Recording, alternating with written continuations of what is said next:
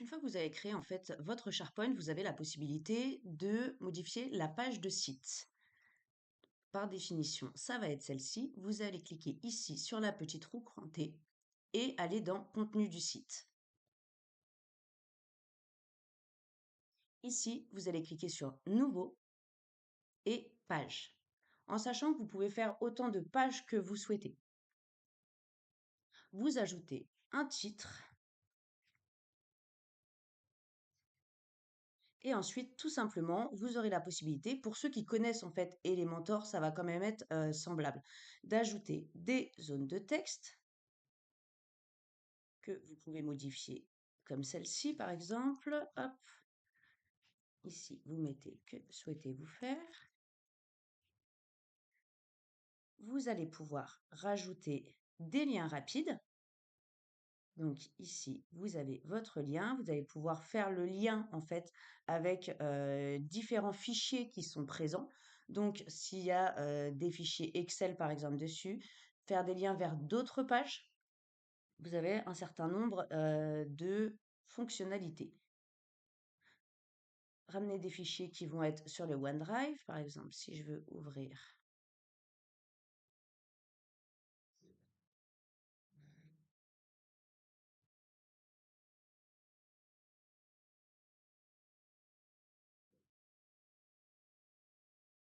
Hop, je vais ajouter cet élément.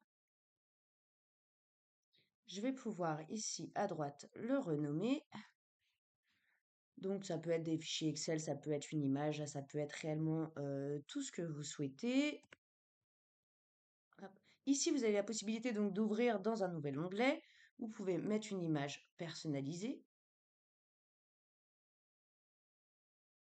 Vous allez pouvoir choisir à partir de bibliothèques, etc. Hop. Donc image personnalisée, ce qui peut être intéressant, c'est qu'il y a déjà en fait des petites images de sites qui vont être chargées. Hop. Et ensuite, vous allez pouvoir faire publier quand vous avez terminé en fait de mettre en forme directement votre page.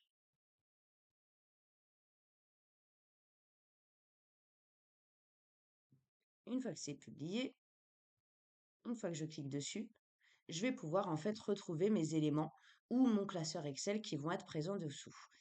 Je vais pouvoir faire le lien avec notamment des bibliothèques, je vais pouvoir faire le lien avec des classeurs ou avec directement des formulaires qui vont être présents en fait dans mes différentes listes SharePoint. Si je veux revenir dessus, je fais ici modifier. Je vais pouvoir ajouter donc des images, des liens internet, des liens de vidéos YouTube, des contacts, un compte à rebours. Donc, remontée budgétaire.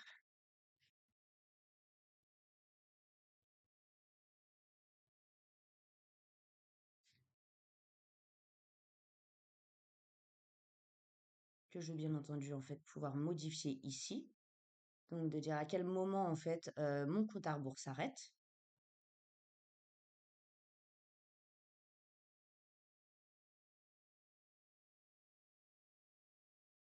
Je vais absolument pouvoir en fait tout modifier et organiser. C'est-à-dire que là, si je prends l'exemple d'un autre SharePoint qui est déjà monté,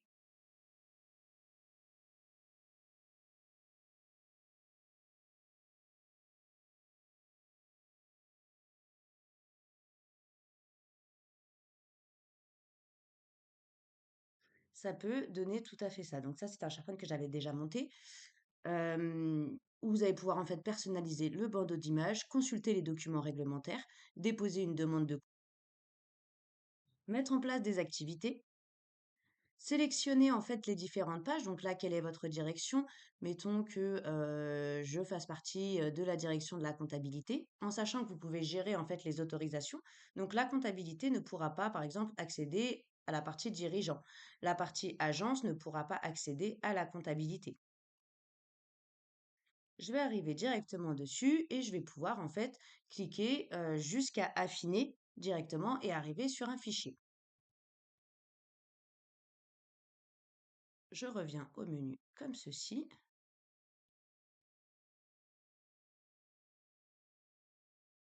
Et ça, c'est donc c'est une autre page en disant, bah voilà, toujours le principe de que souhaitez-vous faire pour l'ergonomie et l'expérience utilisateur, consulter les plannings des agents, visualiser, gérer les stocks, visualiser les contrats clients, etc. Par contre, quand vous créez une page, elle n'est pas automatiquement mise en page de site. Pour cela, donc, vous allez dans la roue crantée, contenu du site, vous allez regarder votre dossier page de site et ici, vous allez cliquer en définir en tant que page d'accueil.